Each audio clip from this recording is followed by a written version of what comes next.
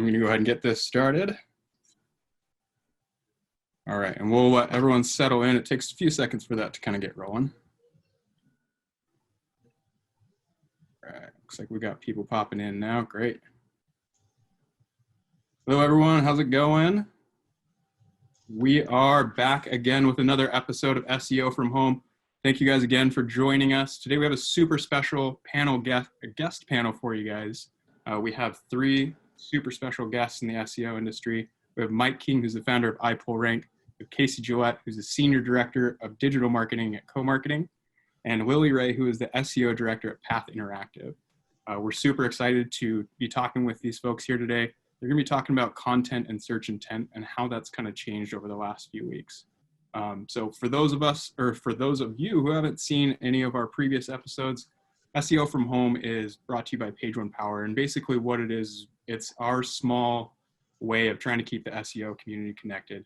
We're bringing in SEO experts and we're trying to help you guys get some actionable information while we're kind of at this work at home environment. So that being said, we are going to be recording today's webinar. So if you guys happen to miss part of it or you'd like to watch it later, we typically try to have those up on our website in about 24 hours. So if you guys missed it, be sure to head over to pageonepower.com and check it out. Also, we have, as this is a Q&A panel, we have a Q&A option at the bottom. We definitely encourage you guys to hop in and ask any questions. They're going to be kind of having a conversation back and forth. So, if we don't get to your question right away, we'll do our best to get to it at the end.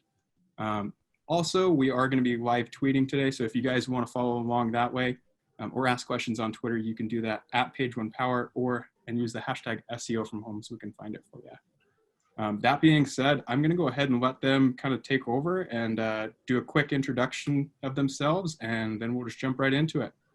Mike, go ahead. Hey, I'm Mike King, founder and managing director of iPullRank. Sitting here in ground zero with Lily in New York City.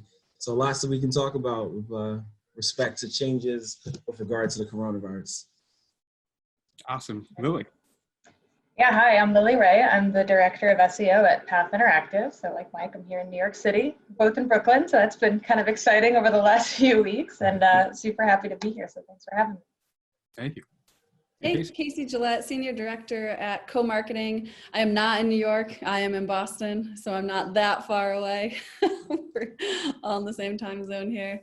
And I'm excited about this panel because honestly, I hadn't even really thought about this concept until you guys started talking about it. I was reading your articles and I was like, oh yeah, I guess there are some pretty noticeable changes.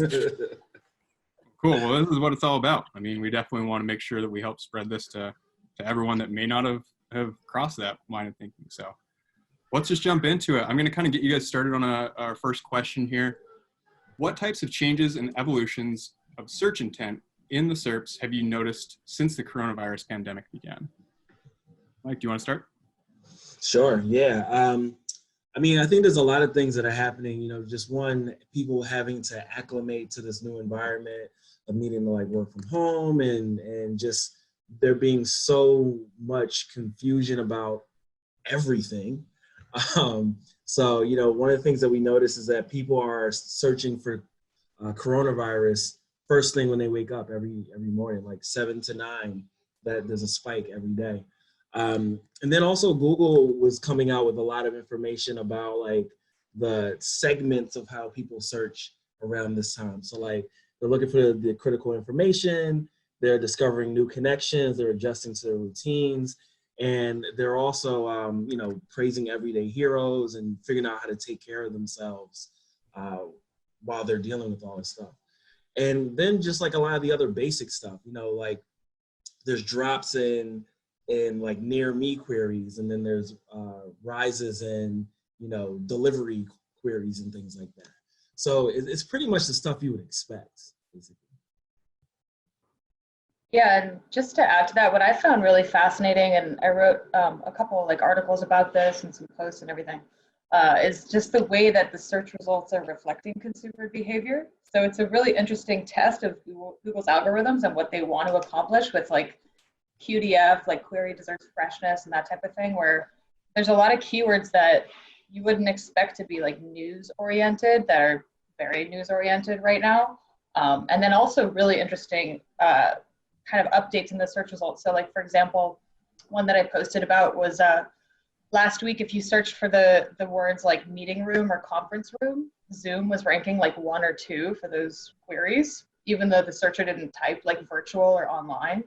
So it seems to be like through whatever mechanisms Google is able to do this in their algorithms, like they're updating the search results to reflect the fact that people are at home and streaming and looking for these kind of online services, where previously, if you look at what used to rank, it was a lot more like physical spaces and places that you would go visit in person. So. Yeah, so for people who don't know, Lily and Mike both wrote like excellent articles on like what's happening, tons of research, super awesome. Hopefully those are accessible, or just follow them on Twitter. They're really great. I kind of blew my mind. I was like, oh my God, like so much. But when we started having this conversation, I started thinking about some of the things that I had been seeing with my clients. And I have a client who they sell like plastic, like acrylic plastic and things like that. They service a lot of retailers, but last year we saw this huge drop in organic search traffic to their site. And they hadn't necessarily changed positions. All of a sudden there were these local results and shopping results that were ahead of them. Fast forward to April, the beginning of April now, that stuff's all gone, right? So now you're starting to see it's much less localized and much more like general online e-commerce. So when you mentioned that, I was like, oh yeah, like, you know, all of a sudden their traffic is back up. I'm kind of telling them like, don't get used to it, you know, like let's not jump back in here. Yeah, I think I even saw something recently that was saying that Google My Business was not processing new reviews for some period of time. I mean, it was an article headline, so I didn't get a chance to dive into it too much, but I definitely have also noticed like some sort of definite drop off there. Yeah, they turned it back on, I want to say last week, at least spotted in the wild, right? By like Joy Hawkins. Yeah. But what was interesting was when Joy Hawkins posted a photo like, hey, it's back. Like the first review that she put a screenshot of was somebody being like, I'm so angry. Like they said they open at 7, but they actually open at 6. I was like, this is why they turned it off. Like, you know, so we can have nice things. Always. So I have another question for you here. We'll just jump into this. How can brands track and adapt to shifting search intent during this crisis? Lily, do you want to go ahead? Yeah, we've been working on this with our clients quite a bit. So the first thing to think about is like, there's certain keywords related to coronavirus that you're not going to rank for. You're not going to. They're off limits. They're reserved for the CDC and the World Health Organization. And like, there's certain things that Google just wants to maintain as like, we're preventing misinformation, so we're just putting these results out there. But there's like peripheral topics that you can potentially optimize for. So, and they don't even necessarily need to include the word coronavirus. It's just new ways that people are searching for things.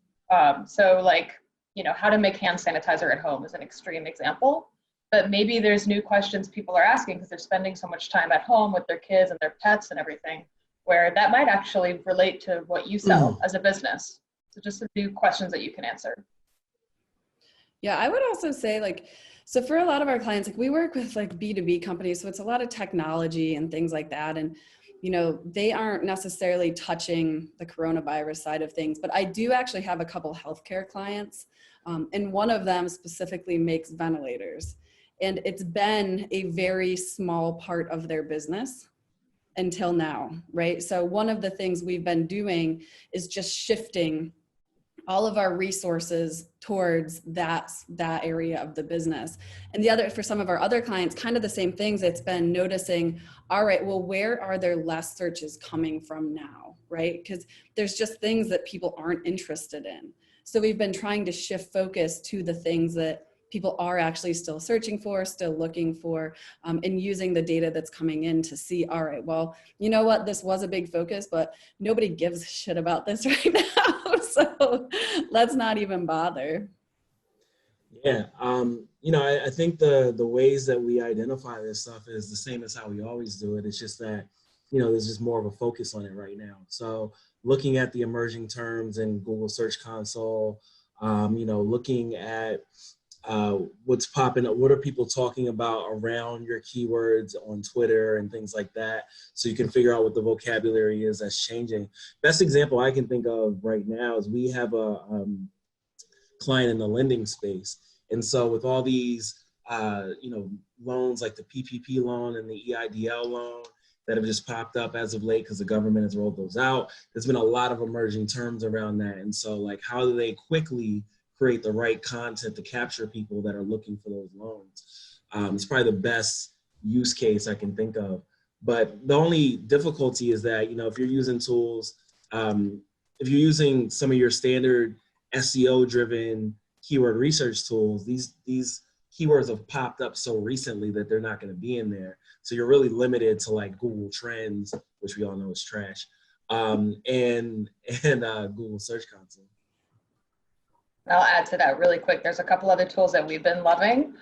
So one is keywordtool.io, which it shows trends and it shows recent trends and questions that people are asking, not only on Google, but like on YouTube and Instagram and different search engines, which is pretty cool. And then another one is BuzzSumo, which I had never really used for like SEO keyword research in the traditional sense, but because it shows what's trending on social media, you can put in competitors and see what they've written about in the last like week or month or whatever, and see what's getting the most engagement on social. So that's something we've been doing a lot. Yeah, I know that HubSpot has a very similar feature for that as well. That I think they call it competitor stream, and you can see like engagement rates and ratios, and it's actually a pretty robust tool. Let's see here. Yeah, I was also going to add, like, in terms of the search intent itself, if you're not in a direct space where, you can write about coronavirus or whatever it is in some capacity. The other things we've been doing are taking a look at like just how those search results are changing. So for some of my clients, like we're just seeing more informational queries now, right? Like some of those things that maybe they were more product specific before are more informational. So we've started revising some of the content that we have to target that. So, instead of, we have something around a specific product, but now we're writing like, what is X, or like, how do I do X, right? Because that's what's there. I think it'll still be valuable down the road, maybe. Definitely. So there's a question that popped in here. We have a person saying, Google Trends has been working super well for me since the coronavirus. Why do you say that it's trash? Okay, let me clarify what I mean by it being trash. So how many times have you been in a presentation where somebody is like, this is a huge opportunity because the Google Trends line is going like this, and it's like, that's an index. It's not a representation of the actual search volume. And so when I say it's trash, it doesn't give you the data that you need to really make a good business case. It's fine with respect to like showing you emerging terms, which is what we're talking about here. But if a client says to me, how much traffic are we going to be able to get from this? You can't answer that with Google Trends. Yeah, I think too, like, so I have that one of my other healthcare clients, like, we're trying to write things around like telehealth and telemedicine. And so the conversation came up of, I think it was on Google Trends, telehealth is like significantly higher. But when you start digging into it, they refer to two very different things, right? And so without understanding the business case for it, you can't just look at Google Trends and be like, well, this is higher, this is what we should use. Right. They're not the same thing. Yeah, and that's a tough word too. We have some clients that are rolling out like virtual health services, and it's kind of hard to say, like, internally these businesses refer to it as telehealth, but is that what people are looking for when they're looking for their therapist online? Are they typing telehealth? I don't think so. Are they even typing online, or do they even know that these services are now being offered online? So that's a really interesting nuance too. It's like people are looking for these services, and Google, from what we're seeing, is adapting to the fact that a lot of these things are being offered online, and they have a new telehealth link on Google My Business and stuff like that. But it's going to be really interesting over the next couple of months, assuming we're quarantined still, like if these things shift to just being like online as status quo. Right.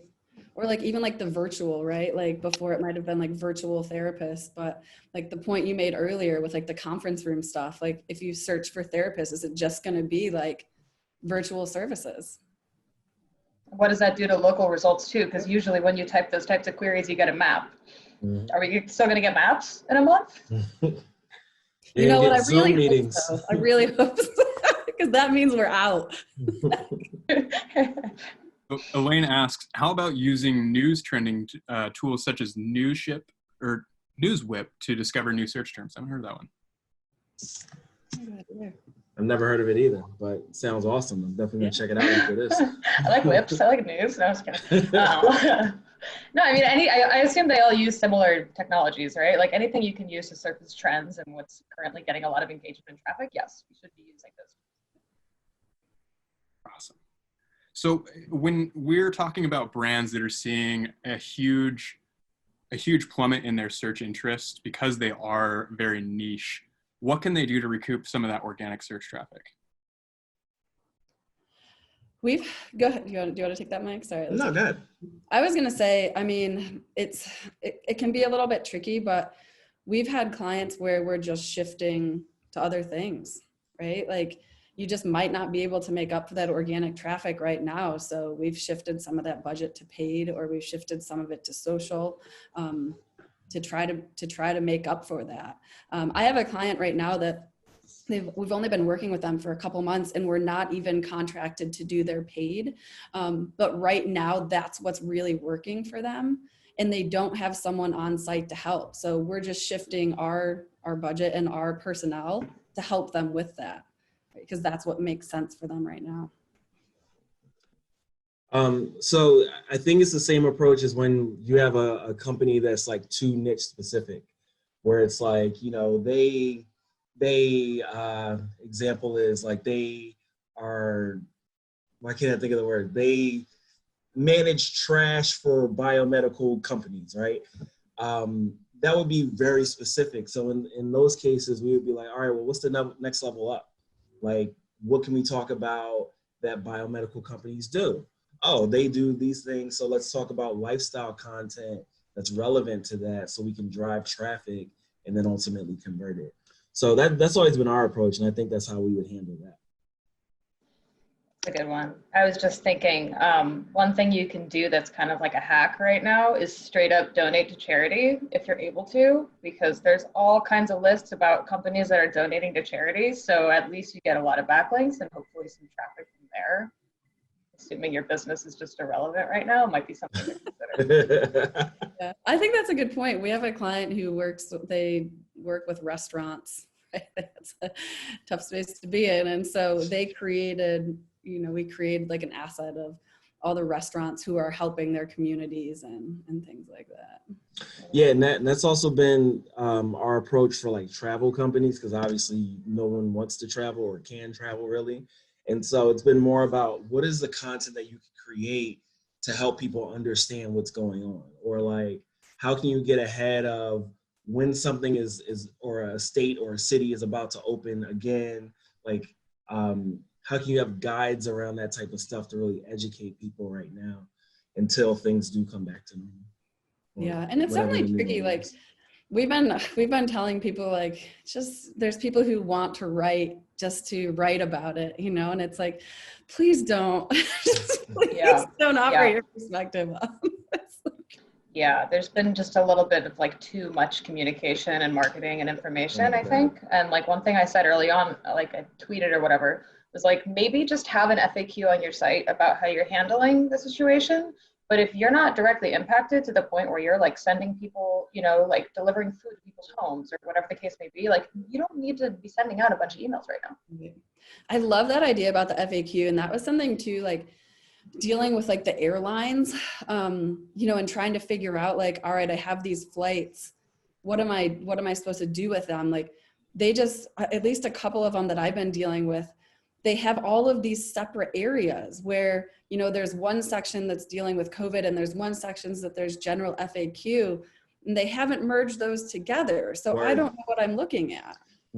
Yeah. So that's the other thing. Like, I think, especially if brands are changing what their policies are, they need to go back and audit their content because there's going to be two messages out there, exactly to your point.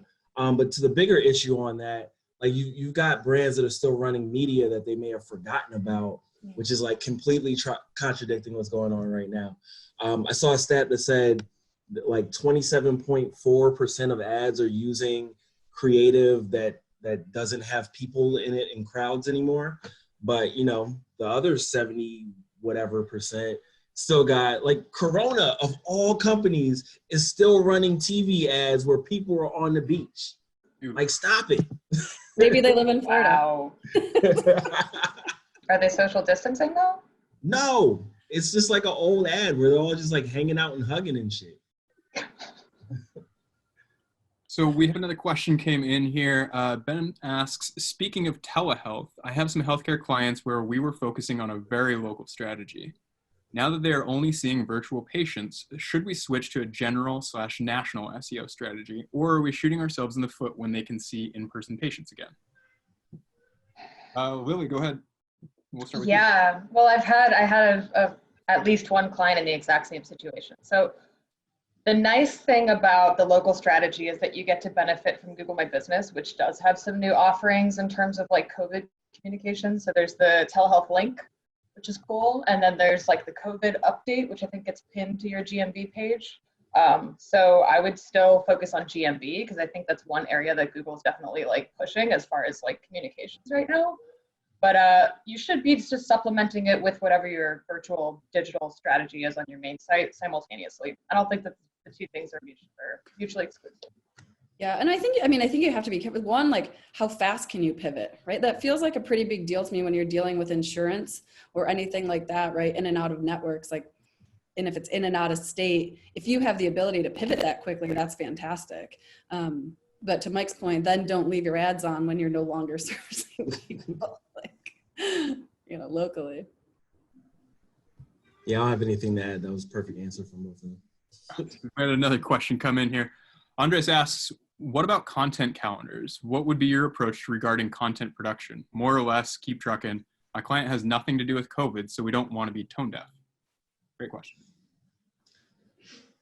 Yeah, I think the tone deafness is more when you say something that completely contradicts what's going on in the world. Like, you can still sell your product, but don't say something that people can't actually do right now, or is not being cognizant of how most people are dealing with this.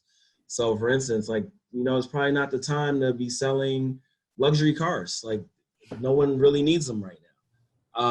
So maybe, you know, chill out for a while. But like, if you just have a service or, you know, some sort of like entertainment thing that people can really use, yeah, continue to ramp it up. But either way, just don't say anything dumb. You'll be all right. I mean, I've said the same thing to, you know, it came up, you know, it's coming up less now, but I think when everything really first started, we were getting like, should we pause publishing? Like, what should we say? And, you know, a lot of them did put out an initial piece of here's how we're dealing with this and whatever it might be. And so my thought was, you know what, if you're concerned about the tone deafness, like, make that piece static, right? So make sure that's the first thing that people see if they come to your blog or they come to your site, whatever it is, but keep publishing, you know, like, especially for when we're writing for search purposes, it might take 3 months for that post to do anything, right? And if we're not publishing that for another 3 months, now you've delayed that however long. I did have a client who, we had a post that was from a few months ago and it finally got approved, and it was like, you know, X healthcare marketing strategies or marketing stats that'll keep you up at night. And we were like, ooh, like no one needs to be kept up at night any longer than they currently are. We're gonna pull that one. So like, to Mike's point, just be aware of what's being said and what's happening. You know, you may have to adjust your schedule and your calendar, and maybe the things that you had scheduled can't go up. But I don't know. I'm just not under the impression that everything has to stop. Yeah, and just like in terms of calendars, I think we're going to see a lot of trends, like normal annual trends, change pretty drastically for 2020 at least. So I am of the opinion that you should probably update your calendar, assuming that your business is in some way affected by coronavirus, which I think most businesses are. And I do think that using things like Google Trends or BuzzSumo to inform your content strategy is going to be important, because we don't know how search behavior is going to change from week to week. It's really hard to say what June's going to look like. Yeah. What's going to be like a trend that we should be writing about at that point. Yeah. And I think, I mean, you have to adjust to, like, I have a client who, they do like software integrations and things, but one of the things that they work with is like Microsoft, and they do a lot of like conferencing, right? So they work with Microsoft Teams. So that went up the content calendar real fast, right? That wasn't slated for September, but it's been a big focus in April. Yeah, one thing I wanted to highlight based on what Lily just said is measurement. I think that this is a good time for a lot of people to revisit how they're measuring, because if you're doing things like year over year and quarter over quarter, all those numbers are going to be wildly different. And it's not just because, excuse me, of your specific marketing efforts. Obviously, there's environmental factors. And if you're also measuring more on a long-term basis, and you're not thinking about what needs to change short-term, all those long-term KPIs are going to be terrible. So I think a lot of people need to just be thinking like, okay, how can we measure this with respect to what's going on, so that we don't just think everything is a failure or everything is this dramatic success.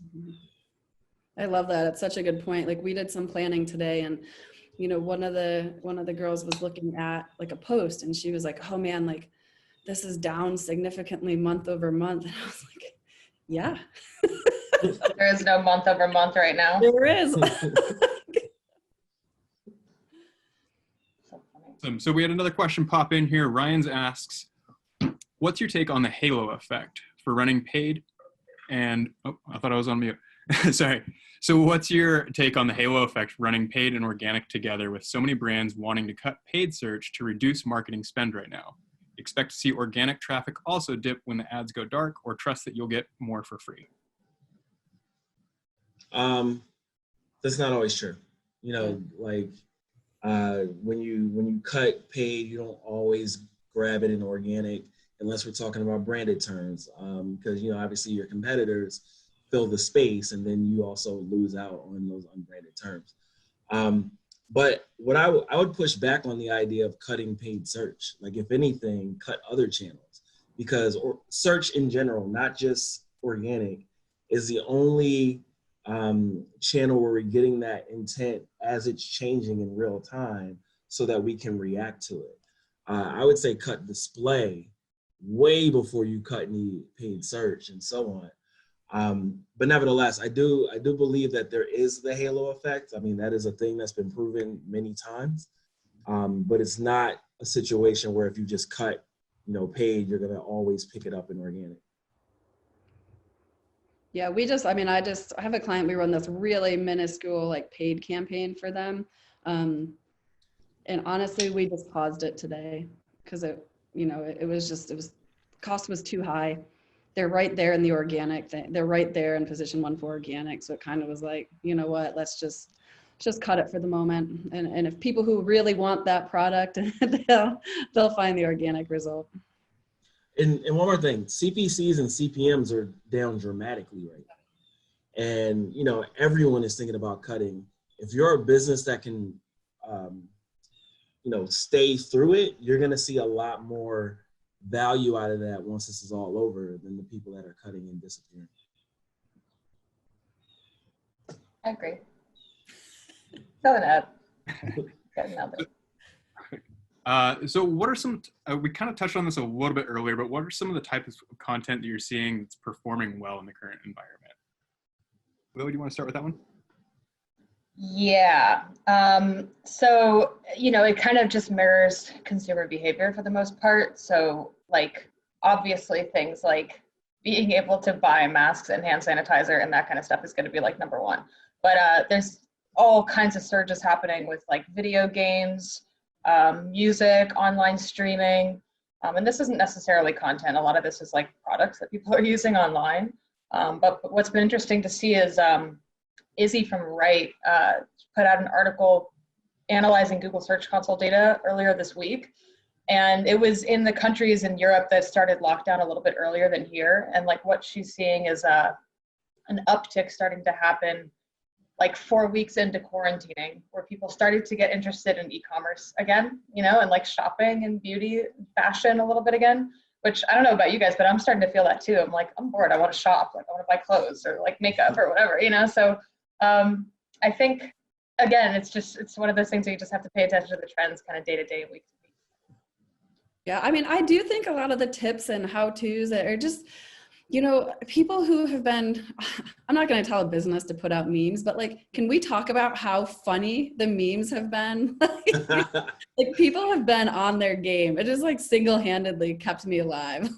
Yeah. Actually, on that, one of our clients put out a page about coronavirus memes, and it had more traffic than their homepage for 2 weeks. Nice. And I'm not saying that, you know, everybody needs to do that, but I see a lot of pieces of content that they're not specifically dealing with like, hey, we're in a crisis, but they're helping you think about something else, you know? And so whether that might be like, you know, I don't even know. I don't even have an example. Just like how can you as a business give your customers, like, what are the things that they're interested in? What are the things that they have in common? Give them something that's not just related to their direct business right now, or just related to like the coronavirus itself. Yeah. Only thing I'd add to that is people are super captive audiences right now. You're getting more opportunity for them to actually consume longer form content. We ran a survey the other day, and typically when you run a survey that's like more than 10 questions or whatever, your fall off rate is like 30%. We had a 99% completion rate for the survey for like 50 questions. So that's just an indication that people are like, cool, I ain't got nothing else to do. I might as well do this whole thing. And on top of that, you know, video is it's dramatically up across the board on every video channel you can think about. So if you have the capability of doing videos, even if you're just using like stock footage or animation or whatever, that's going to go really far right now. Awesome. And we got a question come in. I'm not sure who wants to take this, whoever's most comfortable explaining it, but they ask, I guess I'm out of the loop. Can you explain the halo effect? Sure. So when you're in paid and organic, like if you're in high positions in both, you end up getting a net positive click-through rate for both. So, you know, let's say like if you're number one in paid, you usually get like, let's say a 10% click-through rate. If you're number one in organic, let's say you're somewhere between like 30 and 40%. And obviously that adds up to, you know, 40 to 50%. But if you're in both, you would get something like 70% total, because people are like, oh, you're in both places, you must be the result. I haven't seen anything recently on that, and I would love to see it now with so many of the different features, right? Like, because you could be position one, but you could be paid and then be position one, but your organic listing is, you know, halfway down the page.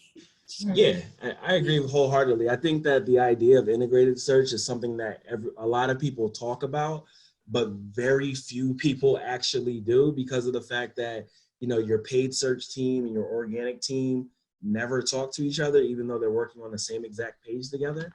But yeah, I definitely think that there is a lot of room for someone to be like the integrated search thought leader who's always doing these types of studies, because the last study I can think of is probably from like 2015.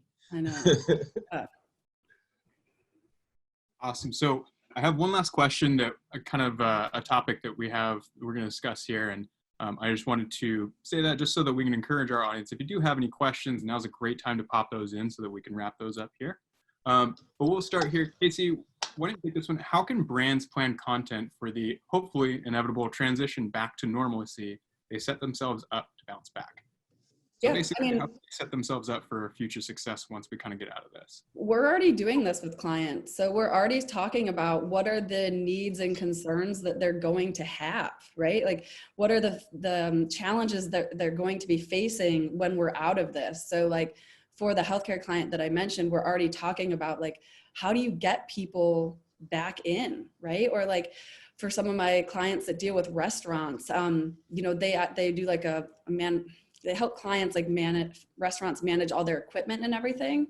Well, those things, like, they might not have been serviced in 3 months, right? So how do you make sure that you're prepared for opening when your machinery hasn't been running for 3 or 4 months or whatever it might be? So we're starting to think from that perspective, okay, who's our audience and what are their challenges going to be when this is over? Yeah, I mean, just to add to that, I think like people are going to have, as you mentioned, Casie, like a lot of questions about how companies are handling this new reality, however long this reality is. So I don't know about you guys, but if you've been ordering food or anything like that lately, my behavior is like I go on the website and I look for the COVID announcement and I look for like what protocols are they taking to be safe with this food. I kind of expect that to be there. So if you're any type of business, especially like a physical brick and mortar location, I'm going to expect to see that content on your website about what you're doing to take precautions. So that's something to think about. Yeah, I think that we're not going to go back to normal as we think of it. I think a lot of people are establishing new behaviors that they didn't have before. I think that a lot of businesses and institutions that were here before won't be here. Like, as an example, AMC filed for bankruptcy. So, you know, there's going to be a lot less movie theaters. And we also have this behavior where the movie studios are starting to go direct to streaming rather than having these premieres in movie theaters. So that confluence of things may mean, and also just the general idea that, you know, movie theaters have been becoming more like being at home. You know, like Alamo Draft House, which is fantastic and right by my house. They like bring you drinks and you have a chair that goes all the way back. So this confluence of information makes me think that movie theaters probably won't survive this. And I could be, you know, just jumping to conclusions, but it's just an example of how things are going to change. And we need to be thinking about like, what are these new behaviors going to be and how do those impact businesses? So I think it's really important to do more surveys, keep in mind how consumers are reacting to things, and then prepare for the future based on that rather than preparing based on how things used to be. Yeah, I love that. And I love like both of your comments there. Like, you know, I was talking to my mom the other day and, you know, she's in New York and we're talking about restaurants and I was like, I'm not going back into a bar like anytime soon, right? Like, despite how much I would like to, but like, if I'm that bar or restaurant, you know, to your point, Lee, like that is so important to me that I go and see, here are all the things that you have done to make me feel comfortable about coming into your establishment. And whether you're a restaurant or a store or whatever it is, like, that's such a good point. I didn't even think about that. Yeah, you know how we have the health ratings or whatever for restaurants the letter and things? grades. Yeah, they should have that specifically for COVID-19. A COVID grade. Yeah. Yeah, I don't know how much that would be based in reality, but it's a nice thing to like, okay, it's reassuring, I guess. Yeah, the health grade isn't really based in reality either. Like, That's if you go true. to a place that has a B, that's awful. Yeah, I mean, they probably got roaches. Really bad. I'm pretty sure there's a place right by my house that definitely has an A, and I have seen a lot of rats running through that area, you know? It's a generous A. Yeah. Awesome. Well, thank you guys so much. Looks like we didn't have any other questions coming in, but that was awesome. I think that was super insightful, and hopefully we all are returning back to what we're hoping normal very soon. And it sounds like it might be a little bit different, but I think a lot can be better than where we are right now. So looking forward to that. Thank you guys again. I know this is kind of last minute and all of you guys have been super awesome about just being willing to jump in and kind of ragtag this together. So thank you guys again. I appreciate it. Yeah, thanks for having us, Ben, and lovely to see both of y'all, Lily. I and Casie. know. You too. I'll wave. I'm just happy to see people's faces. I know. Zoom. Sure. Awesome. Thanks for having us. Thank you guys. We'll have this recording up later today, hopefully, if not by tomorrow. Thank you guys again so much. Have a great rest of your day. Stay safe.